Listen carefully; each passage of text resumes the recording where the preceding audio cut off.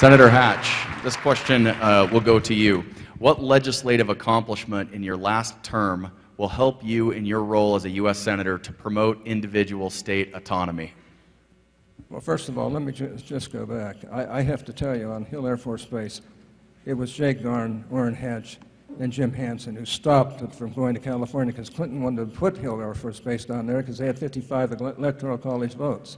They couldn't even carry our shoes. Then when he lost there to us, he tried to do it to San Antonio. Let me tell you, experience does count. Unfortunately, Jake had 15 years, I had 13 years, and Jim had 9 years. And we worked together on that. Now, as far as what I would do to change the economy, number one, we got to get rid of Obamacare. Number two, we need to pass a balanced budget amendment. Number three, we've got to take care of entitlement programs and do what has to be done there. They're bloated, they're out of control, and there won't be money there for our kids if we don't watch it. Number four, we got to stop the spending. And I got to tell you, all of those problems are in the Finance Committee, and I intend to be chairman and help Mitt Romney solve those problems. You repeat the question. What legislative accomplishment in your last term will help you in your role as a U.S. Senator to promote individual state autonomy? If it has to be my last term, for me, the land bill, to get that, but that was actually 2 years ago, so technically that's not my last term. The bill, actually, that I'm proud of, it will seem kind of silly. It's actually the right to grow food. It was a one-page bill that simply said that you have the right to grow food in your own garden without federal interference. That the federal government doesn't have the right to come in and take your food storage. And if we all understand the Constitution and how the federal government has expanded its ability, it's been through the Commerce Clause. It's the case Wicker versus Filburn. You had a farmer that was growing his own wheat.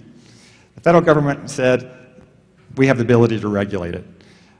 They said, well, it's just simply for us. And they said, well, if you don't go out, if you didn't grow it, you'd have to go out and buy it on the open market. And it might go across interstate boundaries. I believe that that law will be used to actually push back and make sure that our state stays sovereign.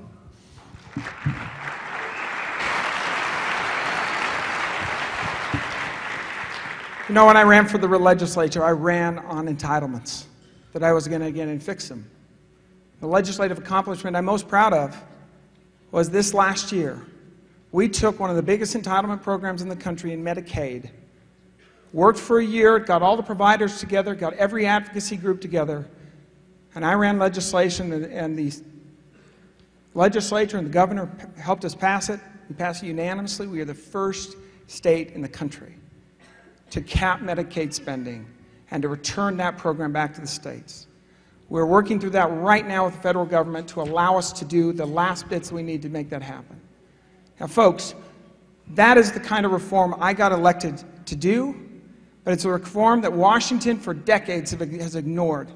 And now is the cause célèbre to say now is the time to reform entitlements. I've done it, and I want to do that in Washington.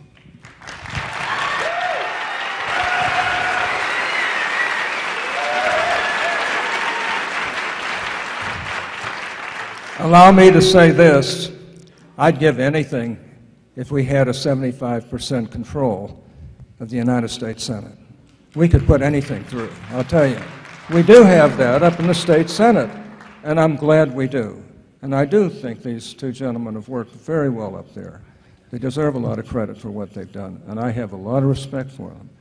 But there's a real difference between having 75% in the Senate and 77% in the House, Republican control, than having just 1, 2, or 3, and most of the time, not any control at all. So you have to factor that in. It's tough back there, but we can win if we have people like me as chairman of the Finance Committee, and that's the point. Well, since there's been a few liberties taken, I think I'll take a little bit of a liberty and go back. Personal liberties. A senator in Utah has a 4-year term, so I will go back to the lands issue.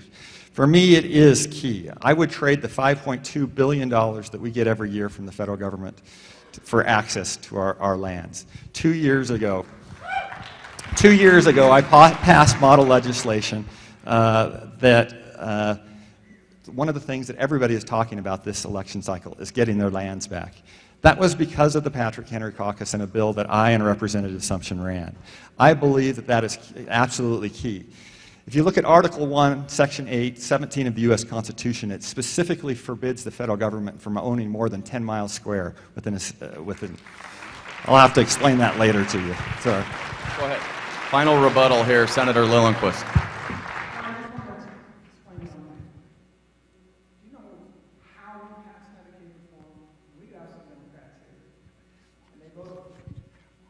Because we never made it a partisan issue.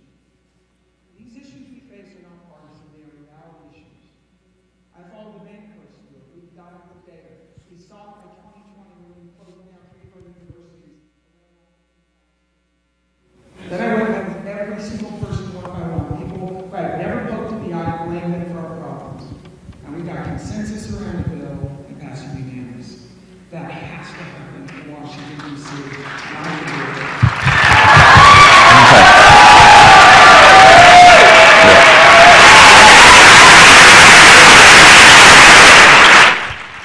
I'd really like that. I'd really like that if it could happen, I'll tell you.